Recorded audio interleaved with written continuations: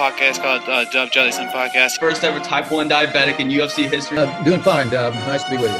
Get out! He's like, yeah. My tunnel vision and my periphery, I'm like all field. Hey, you know how it is, though. Hey, when your team. I don't remember that. That's crazy. What's up, everyone? We're back with another episode of Jellison podcast. I have a very special guest for the third time joining me. UFC welterweight now, Jordan Williams. Jordan, how are you, man? Hey, I'm doing good, man. How you doing, my friend? I'm doing great, man. Thank you so much for coming on. I know we kind of been chatting back and forth. We're super excited about your upcoming fight. But actually, before we get into that, I want to start by, I kind of gave a little teaser the other day on Instagram that I was going to be putting together a little diabetes nonprofit. So I wanted to kind of talk about that a little bit. Let's go. It's going to be called T1 Dream. It's going to be going towards helping families and children that have type 1 diabetes and just helping them kind of navigate through life and help them in any way. So, dude, I'm all about that. I'm all about that. Any way I can help get this foundation off the ground, like, let me know, man. I'm really about that. Yeah, for sure. I mean, I had to bring it up with you on, obviously, being a part of the fraternity. Hey, man, dude, for sure, man. Like, I'm down being part of the squad, man. Let's let's spread this awareness and keep the dreaming going. I mean, I've seen you've kind of been interacting with a few diabetics online. How much has that grown since like you got the contract and made your debut? Honestly, the presence has always been there, but it has grown substantially.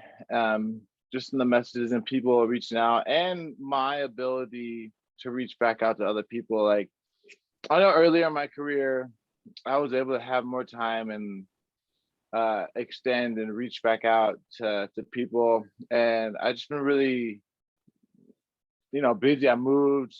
This has been a really big change in my lifestyle going on right now. So I haven't been able to reconnect with the diabetics who have been reaching out with me, and until those posts go. And so I've been able to spend more time and reach back out, which at the end of the day just makes my day longer, and in a good way. Gives me more time to appreciate myself and what I'm doing.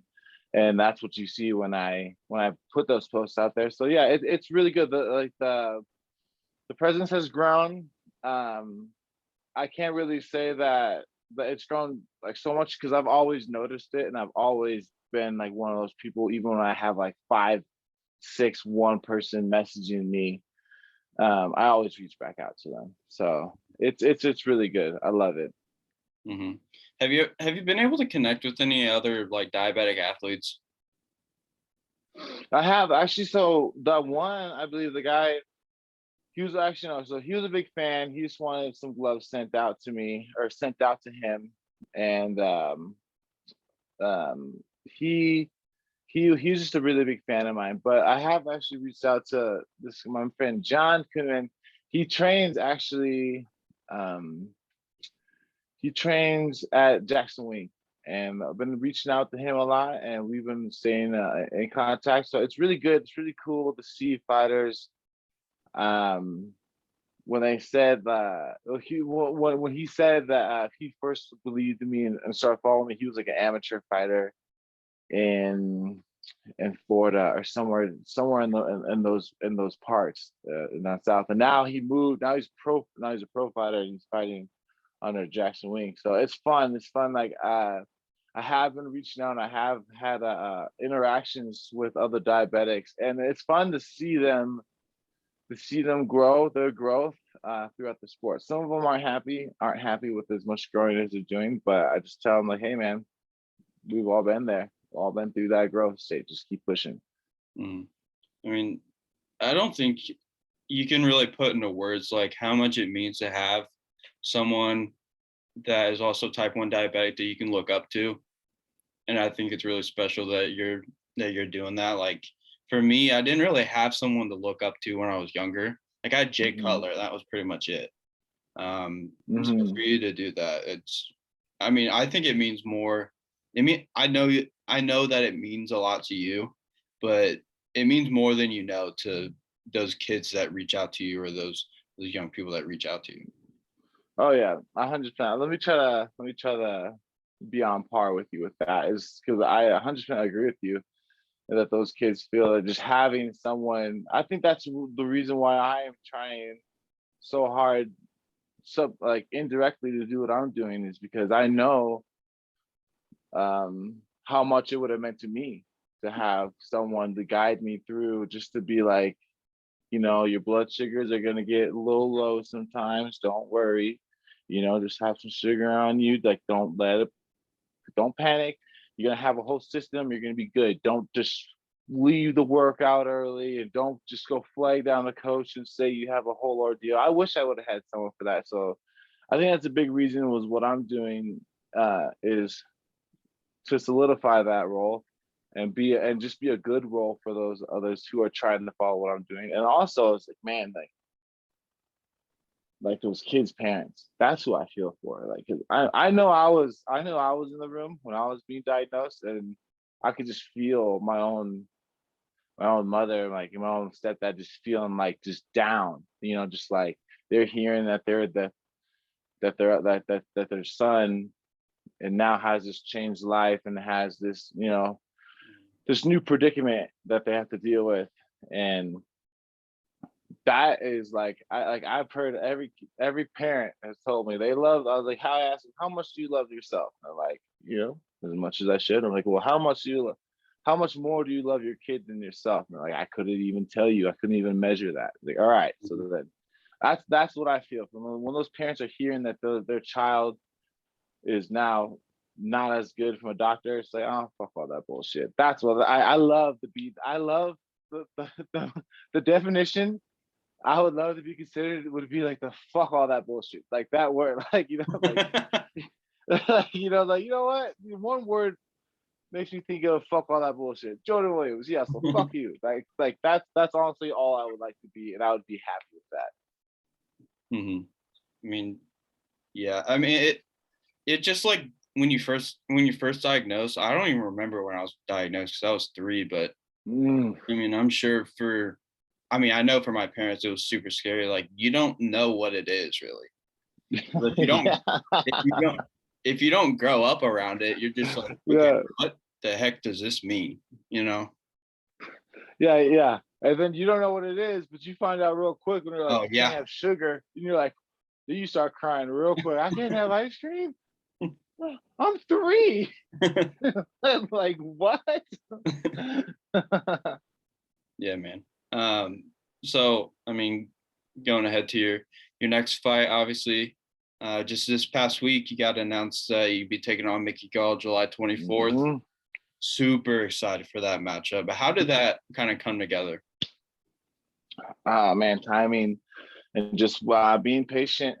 I've been, my management. I have a wonderful management. Jason House, Jamie LaChow, freaking Iridium Sports Agency. Ed Camp is our publicist. We got I got a Sam Jacob Parga. He helps with the endorsements, and my man Mike. All those guys. It's a full squad, and honestly, they tried to find me fights in the past. That I had a fight lined up with Maki Patolo. I really like that matchup. Another striking artist who it would have been a fight of the night for sure. Just my style and his style. I really like the matchup, but my orbital bone and my nose bone, they weren't healed up enough, so we had to drop out of that. And so you kind of like, and UFC gave me their like 3-month notice for that. So you're kind of like worried, like, oh man, like I had to pull out of a fight, and they give me a long-term fight. Are they actually going to give me another opportunity to train that long? And so I do believe like the cloud of changing under Mark Montoya, that it's giving the UFC more like just more notice that I am going to be in there, better fighter. And the fact that man, I'm trying to climb up and creep up at that Max Griffin fight. I know. So Mike Perry, Max Griffin beat Mike Perry. Mike Perry beat Mickey Gall. I just got to beat all these people. You know what I'm saying? I feel like that's also I feel like I made some ruffles and like, okay, you say you can beat this guy. Well, how about you beat some of the smaller fish? I feel like I beat some of these smaller fish with big clout name. Like I am gonna get that fight if I want to. Like that Max Griffin fight. You know, so and the thing is like the fast forward to that, I don't even want that fight anymore. Like that guy, like if you want to call out something, if they are man enough to be like, yeah, fuck you, but that guy's not even man enough to even answer back and just be angry that what I said. So it's like if you're not even gonna get angry that I talk shit about you, it's like I don't want to fight you. You're not a man. You're not a man, but it's, you could be a higher evolved man, but you're just not. It's not worth it to me. It's not clout. I did that, try to get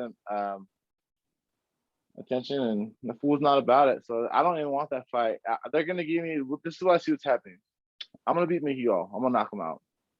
They're gonna give me another big name who's a little bit better, more maybe not as stylistically as good as a matchup for me. I'm gonna knock them out, and then I'm gonna keep knocking these fools out, and then or winning, and then I'm gonna have to keep my chance for these high clout names. Like I'm gonna skip Max Griffin on that name. It's just like he's been like he's 16. How many fights is he into the UFC? And his last fight or 2 fights ago, he fought a debuter. I'm not trying to be that guy. Mm-hmm. I'm trying to skip up past that. So that's really how I feel like this Mickey Gall situation happened. My man just jumped on the situation like, hey, my man can take out Mickey Gall. We're gonna use that clout, or we're just gonna climb. We're gonna climb, and that's how that situation came. Just being patient. What? How do you think that you match up with him stylistically? With Mickey Gall. Yeah, with Mickey. Okay. So what I see in Mickey Gall is, I mean, I haven't seen much of his ground. What I've heard is he's good on the ground, you know. But I would take my grappling coach for the past 10 years, Dave Terrell. I would say would beat the shit out of any other grappling coach that you would put against, like put a name. He's got big names on his belt. So his strong suit is like secondary to one of my strong suits. That's and then so that's just jujitsu. Now we're like now we're talking, and I'm a way better wrestler. So you're gonna have to. I don't know where your experience in wrestling came from, Mickey Gall, but you're gonna have to experience a lot of it before this next fight. You have to experience 20 years of wrestling in 2 months or 3 months. And if you think you're going to be able to out wrestle or get me to a point where you can out jujitsu me, done. And then so now we talk about a striking. It looks crisp, clean, right? Like when he throws his jab, this hand's up. When he throws his right, this hand's up. Protecting his face. Awesome. Anyone can shadow box. What we call that is cookie cutter boxing. You can just pop, look clean. But you know, when you're in a fight, you're gonna get there and get dirty and make sure your punches land and be technical that way. Be technical in your dirtiness, or you're just gonna be technical in your shadow striking, which ain't gonna hit me. I know how to land my target. I know how to knock out my target, and that's basically that's my like my finish rates through knockout, because I figured out how to knock people out, whether it's on the ground or on the feet. So stylistically wise, yes, I have to be careful of his takedown attempts and some of his striking. We have plenty of defenses already working on his predicted takedown. So, and it's like I have enough background with wrestling to deal with that. So we're like, our game plan is sound. We have a game plan. We're fixing it up, and stylistically wise, we are really confident going into this fight. And you kind of talked about like that's your main goal is to knock people out. Obviously, that's how you got your UFC contract. I mean, in that fight, it took you a little bit to kind of find your range, and then once you found it, it was game over. Is that how you think it'll go with Mickey? I think with Mickey, it's going to be a different style of range fighting. I think it's going to be like the same way. I'm going to have to get in close. I'm going to find, I'm going to get in the range. I think he's maybe an inch, we're the same height, so he's an inch taller than me, but I feel like at some point, once I start connecting, like, cause I was connecting on like before my range was completely set. There were exchanges where I was landing and the distance was being determined and the timing was being adjusted for. But he kept on wanting to bang. So I feel like Mickey Gall he's smarter. He's more used to, he's not an 8-time world champion jiu-jitsu guy like I just fought and beat up, but he knows jiu-jitsu and he's a veteran. So at some point I do expect him to go for the takedown, a level change takedown. Gregory Rodriguez, he tried to do a takedown against me. He tried to do a clinching takedown. Clinched me, I shoved off him, was nothing. And with Mickey Gall, we're planning, we have combinations and we have things set up for him for the actual drive-in takedown. Because we're expecting his veteranism to play more part in this. And coming off your last fight, obviously you dropped your UFC debut.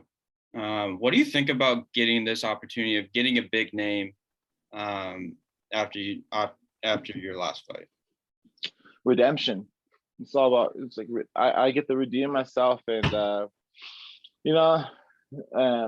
last fight I came off, and I'm gonna say this on every recording, dude. I came off a broken knee. I couldn't run. I couldn't do jiu-jitsu. I couldn't do kickboxing because I broke my knee kickboxing. I couldn't do any of that stuff. All I could do was shadow boxing and spar boxing before my last fight, and that's what I was able to produce. So I feel like now this time they're giving me a full camp with no injuries, and it's like just redemption. That's what I feel like, and that's not gonna, that taste isn't gonna leave my mouth until my hand's raised, whoever the opponent is. How many lessons could you take from that fight? The last one? Yeah. Okay, so don't always go forward. Fucking change up your angle direction. But that's also has to do with like your mind state and having to do with change up the angle, change up the direction. Don't always go forward. Go backwards sometimes. Head movement. I had great head movement, but it was stagnant head movement. I was like just moving here, like, and I'm known for this, like just trying to move just enough out of the way for a punch so I can deliver my own. Be more exaggerant with my patterns. Change my pattern. Change the beat, not just the pattern. Change the beat in my head. I always flow to like a smooth, like R&B with a nice poppy, snappy verse, like quick, snappy verse in it. Like that's my type of jam music. Fuck it, throw some rock, some rock in there. rough someone up against the cage. Step back, do my Ali shuffle, throw in some country vibes. Like, okay, let's mellow down, slow down, get the beat. Like, okay, and then get like just.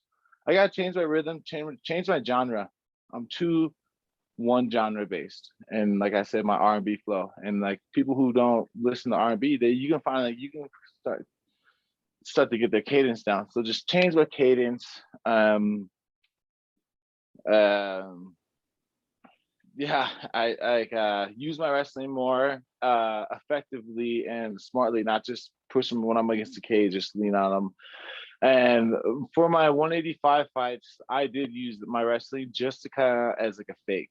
I never once tried to take down any 185er if it wasn't given to me. And if I did look like I was trying to take, I was pushing me into kids to break off to try to strike, because I knew my arms they die when I when I go against the 85ers. So for me, it's kind of like change direction, change my music genre, the cadence, and just stay unpredictable. My cadence is unpredictable. Oh, and when I was moving my head out of the pocket, I need to move my whole body out of the frame. That's what I'm working on. Moving my whole body out of the frame, not just being in the danger zone and playing with fire. It's actually like throwing water on the fire and then starting it back up when I decide to. Mm-hmm. I've never heard anyone talk about like the rhythm like that though. Like in terms of the different genres of music. Yeah, dude, Where'd you everyone learn has it. Oh, Coach Mark Montoya had he had a saying just last week, and I really referenced a couple of the examples that he said because I am a flowy like a smooth R&B type of like that's what I like to listen to like and jam out to and fuck people up to in my head. But like when you're thinking of Diego Sanchez, are you thinking of smooth R&B? Are you thinking of like Metallica? Like you know what I'm saying? Yeah, like when you think you like when you think Israel Adesanya, you think that smooth crisp R&B. When you think Derek Brunson, it's back again to like some rap, some like heavy paced rap, you know what I'm saying? Like everyone's got their own flow and everyone needs but even me as a sense be able to pick out those names and say like, hey, this person's like that and this person's like that, and you nod your head, that we're both in agreement. Like we all need to like be more accepting and changing our genres. That's what I feel like. What do you think about that whole Diego Sanchez thing? Have you been looking at that? Well, what's going on with Diego? Does he have another fight lined up, or is it his OnlyFans? Nah, he pulled out and then he like got cut from the UFC, and it's all because of his coach. Have you not heard of his coach? Fabian, yeah, that coach should be trying to tell him the party and stuff like that coach and everything. I don't know. That coach is an idiot, first of all. He just like I think he's trying to take advantage of Diego, and Diego's like believing in him, and then it just causes this whole rift between them and the UFC. Right. That could there's not doubt. There's a couple things I see going on with Diego. Dana White loves Diego because they have such a history with Tough and just with everything that guy, all the fights he's delivered, what on the winning end and losing end. So Dana's he's in a weird spot with Diego because he likes him, but also the reason why he likes these guys is because they have that fighting spirit. The reason why I like Anderson so much because he had that fighting spirit, and now he's trying to cut Anderson because the same reason he liked Anderson is the same reason he's cutting. Hey man, you got that fighting spirit. I'm sorry, you just gotta let you go. And I feel like that's maybe with Diego, and they could be using this coach. They could be very well be using this coach as a reason to cut Diego. But to be honest, they were probably trying to cut Diego for a long time. They probably put a bunch of fights on his contract. I want to honor him because it's Diego, but at the same time, like, okay, we're gonna give you like we have 11 fights on your contract, right? Whatever the number is. In my mind, when they say that, it's not because like me, it's not like you get 11 fights. It's you get 11 chances to show us that you're worth something. And if you 5, 6, 7 chances down the road, you still ain't shown shit. I'm sorry, buddy. We love you, but your time has come. Oh, you have this fucking manager problem? Okay, we'll just use that to wash our hands clean. And now we're blaming the manager and not us. I can see that. Or I can see like, before I was with Iridium, I was with this manager and UFC wouldn't touch me. This manager was red listed because he's been known for stealing. He managed Tyson Griffin, and the only reason UFC used him is because he managed Tyson Griffin before But if they would have found Tyson, if they would have got Tyson with a different manager, of course they would have. So I 100% see that, you know, his coach or whatever you're saying he's definitely part of the problem. But I feel like this is a problem, like, or just a top, not even a problem, it's a topic that UFC has been trying to deal with Diego for a while. I mean, you did bring up Anderson Silva too. I do think there is a line between Dana wanting those guys to retire because he doesn't want to see him fight anywhere else. He wants Anderson to retire after he got knocked out by Uriah Hall in his last fight. Just kind of, I mean, he did the same thing with Chuck Liddell. So I think he does like those guys. So he's trying to help them out and be like, hey, you shouldn't be doing this anymore. You're getting too old. You've done a bunch of great things in the sport. But then, I mean, they do kind of, it is weird the way they go about it in terms of parting ways. Like, just off.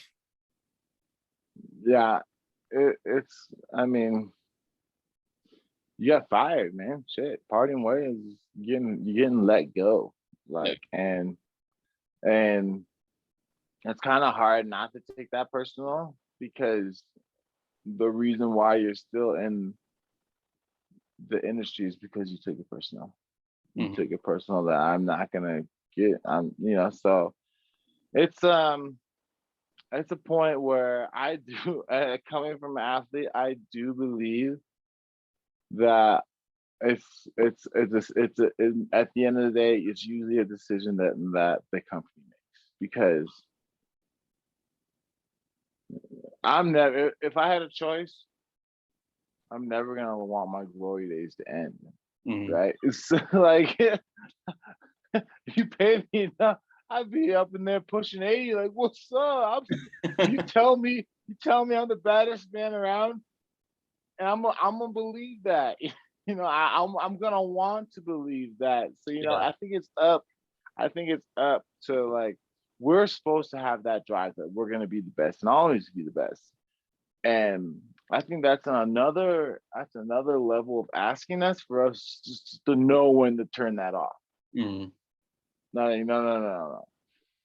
We turned that on. The only reason we have it on is because we didn't know when to turn it off. We didn't know when to believe all the naysayers and everyone in our life that we're not going to make it to this point. And then we fucking finally make it to this point, and you're telling us to tell this point to stop on our own dime. It doesn't work like that. That's too hard. So I do believe that, like, it is Dana and the UFC's point to come up to a fighter like, hey man, your time is up. Because all the fighters, because, like, tell me I'm wrong right now. All the fighters who decide that by themselves get ridiculed, and like, oh, he retired way too soon, or all this and all that. Khabib, everyone made fun of Khabib. Like, you know what I'm saying? Like, he went undefeated and decided to retire, and everyone was telling them, oh, we think you still got more in you. And, like, so you never really get that true respect or clout. So it's like, what do you want from us at the end of the day?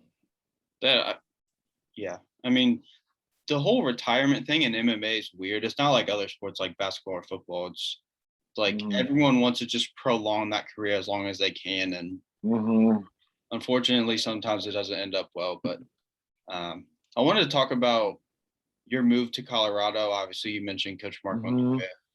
So how have things been going out there? Okay, first off, I'm gonna say this out of all love, Coach Mark Montoya, I love you, man, but this guy runs us dead. I love it. This is the reason why I'm here. It's crazy. Like, I haven't had a practice where I've thrown up after for years, and this guy, I thank him for it. They're just like, I'm gonna come into this next fight so just confident, like, in myself, and like any lack of confidence is just gonna be filled with anger at myself. I'll be like, yo, you fucking, did you not just remember what the hell you just went through? So all the other fights, all the other training camps I've been at, right? Where we train 50 to 75%.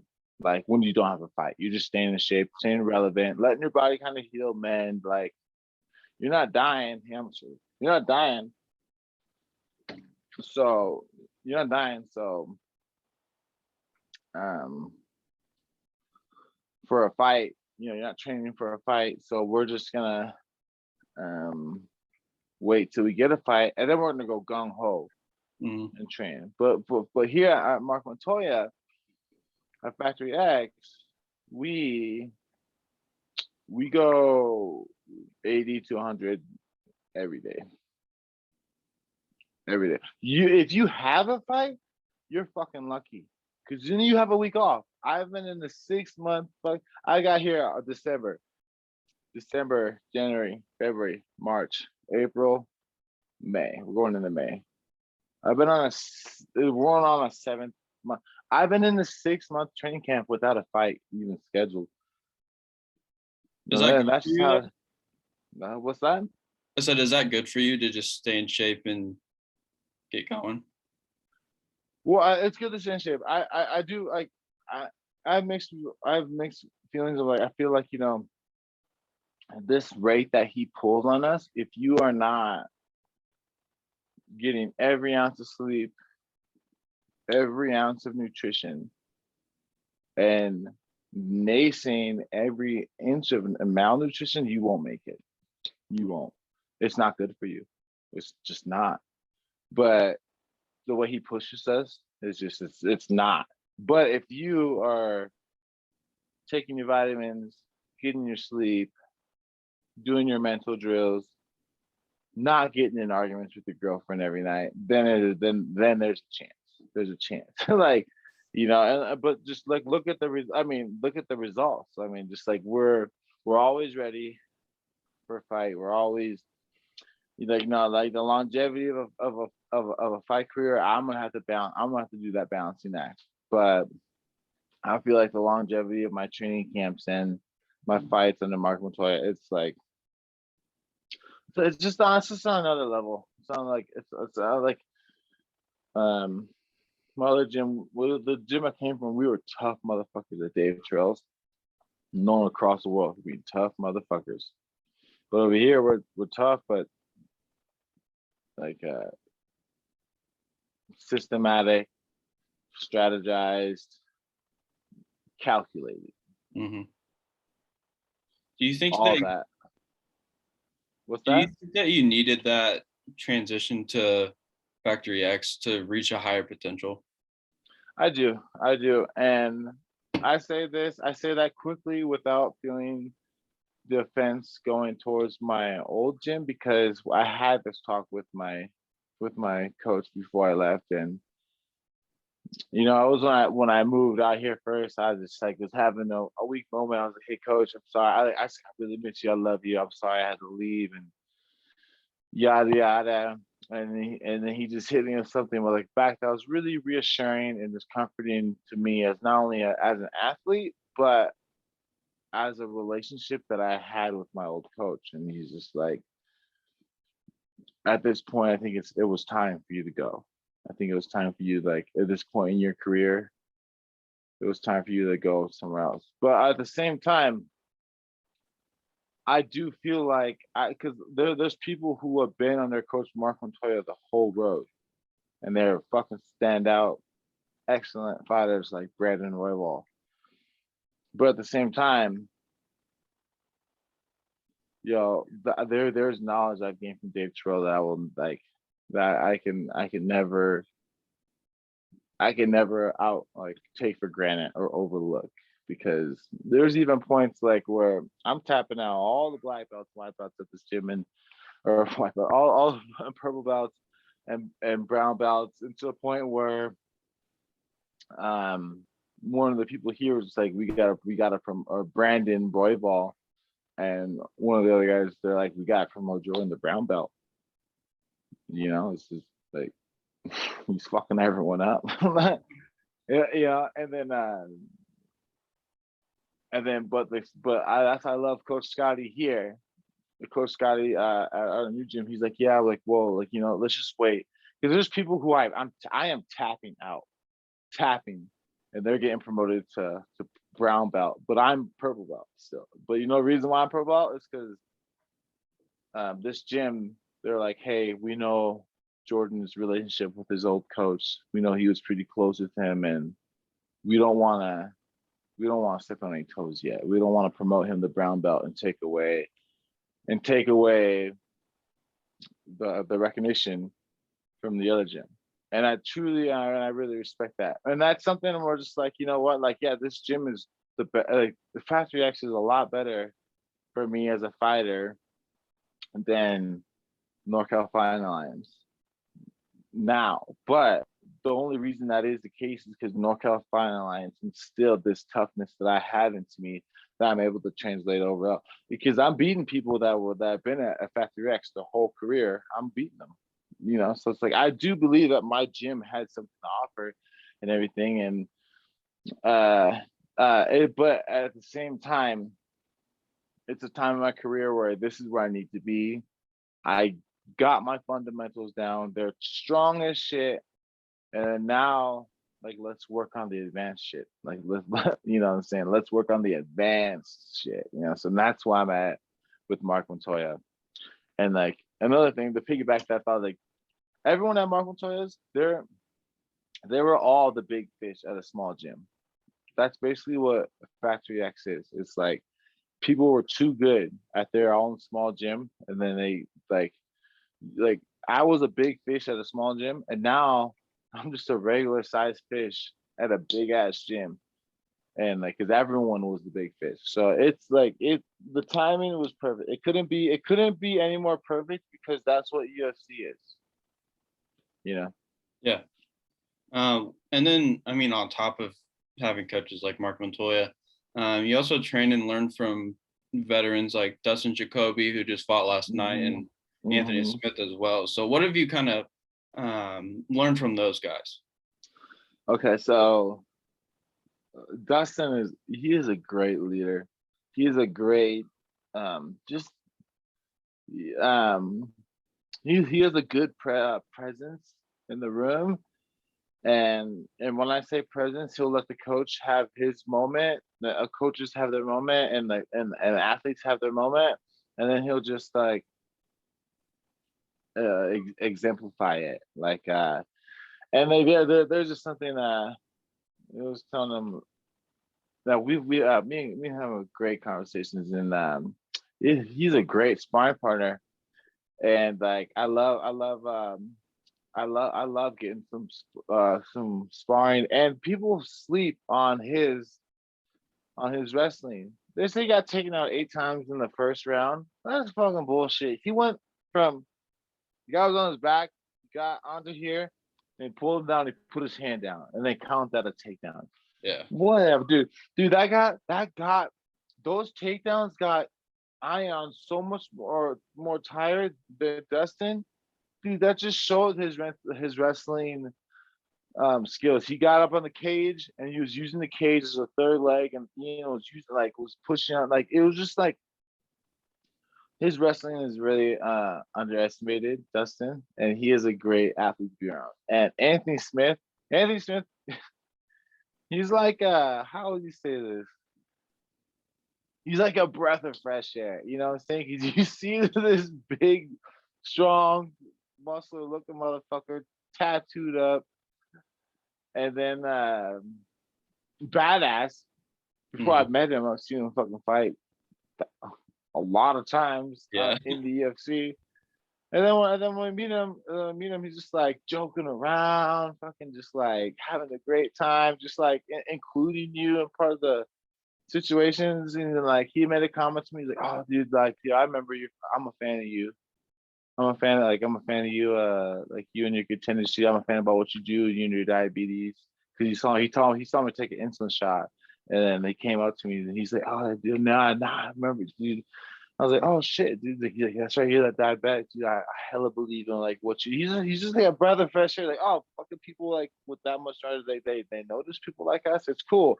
It was really cool to be noticed by him and just be like really familiarized in the family through him. He's a family body, keeps like the team laughing and joking, and but at the same time goes and kicks ass and beats Jimmy Crute's ass like after that. So it's like there's lessons you can learn from everyone. Like Dustin, like I'm learning, like, dude, you can be the leader and still be a participant. And then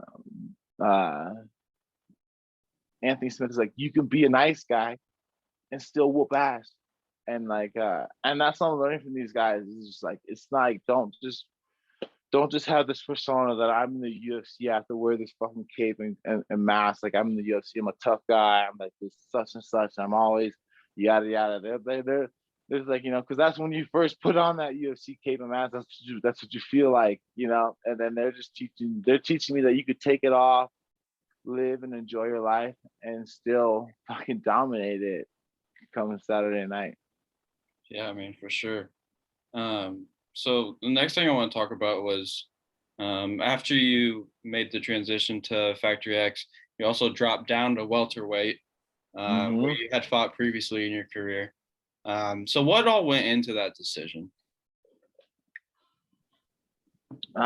Basically, my current weight, I mean, how much I weigh, and that's obviously a big thing. But basically, I talked to when I moved here, talked to Coach Montoya, and or I actually even know I was talking. So I was talking to my manager, and they're like, "Yeah, so Montoya thinks we should go 70s." I was like, "Okay," and that's when I was like, been at the gym for a while, and then I was like, "Okay, so looking at that." He thinks you're 70 70-pounder, and that was after a month or two of training. So he would have me train with like, excuse me, I still train with the heavyweights and the 205ers, Dustin Jacoby, Anthony Smith. I still, like, when we're doing our rounds, I get placed up against them. But I felt like me performing, I still beat those. I still do really good against those bodies. But I feel like the way that I fight against them and just overall my size, and I've been losing a lot of weight just being at higher elevation and under this training regiment. Like I used to walk around like 194, 190 before training camp. And now I walk around at I could be anywhere from 181 to 186 or 185, just walking around. And so like my walking around weight has dropped at least 10 pounds. And so I think that has a big place to doing it. And just like stylistically wise, they're like, hey, so against these big guys, Jordan, I said, Jordan, one of our coach Jordan, he was saying, like, me and coach were talking about this, and your style, if you're gonna go down the 70s, we're gonna put the output more. We're like, put more output. And the reason why you haven't been putting more output, we think you can do this output, but the reason why you haven't is because you've been going against these big guys, and and at some point you're like, fuck you, and you settle and you hunker down and you fucking stand your ground, which you have to do against a bigger guy. You can't just keep running. You have to say, fuck off, come get some, bitch. And so which is what they saw in part of my my style at 185. But they also, they like that, but at the same time they want me to be the more, hey, I'm giving, not come get some, like, fun, you want some, come get some, like, no, I'm giving you some, bitch. Like, kind of like the more pressure. And they feel like at 70s I would be able to do that, I'd be able to go for the takedown again. At 185 I never went for the takedown, so I wanted at 170 I can go for the takedown and use the 15 to 20 years of wrestling advantage I've had, or experience I had before I started fighting. So I feel like this move to 170 is just a more of a reimbursement of myself and my own attributes that I've gained through my life that I haven't been able to pursue in the later aspects of in my M185 career, and just kind of like just bring it full circle. I think that's what the 70 this 170 move is just bringing everything full circle Well, dude, I mean, you look so good. Like again. my friend, And- my bro Dar, shout out to Dar. He sent me one of your pictures on Instagram, after your like trainer or whatever, and he was like, "Dude, Jordan looks really freaking good. You're ripped, absolutely ripped. Do you feel a lot better?" Oh, dude, I feel great. I feel like I said, my walking around weight, like I said, is like 184. Mm-hmm. So, it's on Sunday, so it's not bad at all. It's not. And then during the week, like I will on Friday, oh no, on Thursday after practice, I was 176. So it's like the weight cut. I'm eating the weight cut. I mean, I do need to hydrate more and get more get more rounds of protein into it. I'm only getting about like 2-3 rounds. I would like to get my protein intake about like the 5 or 6. And my water intake, and I think my water intake is a little bit good, but more of my electrolyte to retain the water that I'm drinking. I think I need to be more aware about. But dude, I feel great. I feel I feel in shape. I feel wonderful. I'm at a point where I love looking at myself in the mirror. So dude, thanks to your friend, man. I like, it's all been it's good. I love like the cut to 170. I was scared of it at first, and one of the main reasons was I was telling my coaches like, hey, if I cut down the 170s, I just want to make sure I'm quick enough and I have enough gas tank. Do you guys as a team feel like if I move to 70s, I will have such? And they said, fuck yeah. So after they said that, I just been fully believing in myself at the 170 drop, and I feel good. I feel really good. Mm-hmm. And I think earlier in your career you competed at welterweight as well. How does that compare to now in terms of like how you feel and all that? Well, then I felt like shit, and and then I was not like so. Here's the thing: when I fought at 180, like when I fought at 170 earlier in my career, I would cut from 200, 210 pounds. Jeez. My weight wasn't as controlled. I would eat every meal like it was my last meal because I was cutting weight. And then when I went up to 185, I wasn't cutting weight, so I wasn't like eating a fucking shit ton of food. And then I ended up weighing less. When I fought at 185, I was weighing less than when I fought at 170 because I was just mentally able to control my eating habits. Mm. And then now going back to 170, it's like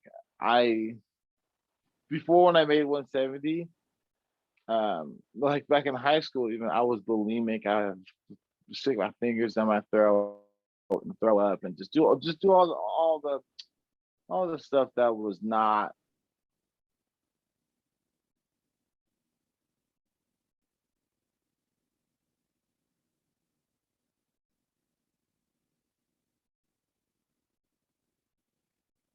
Says you're muted. I was getting a call. Just had to. Oh. So I was like, like now when I'm doing the 170 cut, it's like it's from like I'm weighing less. I'm eating more and weighing less. Like so I'm like eating like and not throwing up like I had to do at 170 when I made 170 back in the day. And like now it's like so that's the difference in itself is that I'm just more aware and I'm more at a healthier state. I'm more aware, I'm more knowledgeable about my diabetes. Mm-hmm. I'm more knowledgeable about the fight game, and I'm more knowledgeable of how to pursue that and combine the two. Before when I was at 170s, I had no chance. I had no knowledge. I was 23 or 24 years old. I was 22, 24 years old. Mm-hmm. now I'm 30. Now I have a lot more knowledge, a lot more experience, and I have, a lot more ammo that I can dish out for this next weight cut, or this next welterweight stint. Hmm. Just from the last time that we talked on the podcast, that was right before your debut. There's kind of been a shift in the way you think. From an outsider's perspective, Oh yeah. it's just like a little. I don't know. You just kind of change your mindset a little bit, and I think you're doing a lot better. You just seem like you have like that, like the path that you're gonna go down. That path where before that you might have been kind of deciding where to go. I like that. I like that a lot. Well, right now the good thing about uprooting yourself and taking out away from yourself from something that's comfortable, like California, where I knew all the people, I knew the gym, I knew the weather, I knew the arrangements, and you kind of like, I had like a different, I guess I would say a hypothesis for myself, like, right? Like you're like, I have a different guess. Oh, everything is put into a guess. Like is this really a path? Or is this really like this? But then I picked up all my shit. I was engaged to someone. They ended the engagement. So like that relationship's over. I move away from California. That relationship's over. And I'm plant myself in Colorado. I know no one. I know not the gym, not the weather, and not anything. I put myself in a position where I have to be adaptive, and I have to change. Like I have to relook and reevaluate my perspective in order to make it here, because it is a different perspective. And after I did that, I felt like I put myself in a position to where I can fully optimize my belief. As if before I was in a position where I couldn't fully believe. I had doubts, I had questions. Am I at the right spot? Am I doing enough? Am I getting coached enough? And I feel like because I took that risk and I pulled out myself from everything that was comfortable,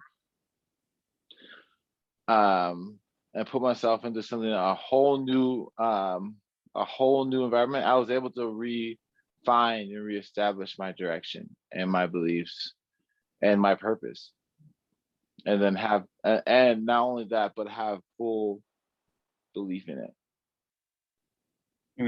I'm super happy for you. I can't wait to see what you look like in the octagon against Mickey Gall. I know you're gonna knock him out, so super excited. Hopefully I can get out there to come watch you perform. If not, then I'll be out there a few weeks earlier. Right. But hey, I'm gonna have to wrap this thing up. But thank you so much for coming on. It's always an honor. You got an open invite. Keep doing your thing, and we'll stay in touch. Hey, my man. I appreciate you having me on the show tonight. Yeah, man. If you make it to the to the fights, man, we're gonna have to squat up, get the pre-fight squat or a podcast in the mix then. And dude, I appreciate you having me on, being a fan, just being a not a fan, just I have fans, being a friend. Thanks for being a friend. Always talking to me. I appreciate you, doggy. I appreciate you too, man.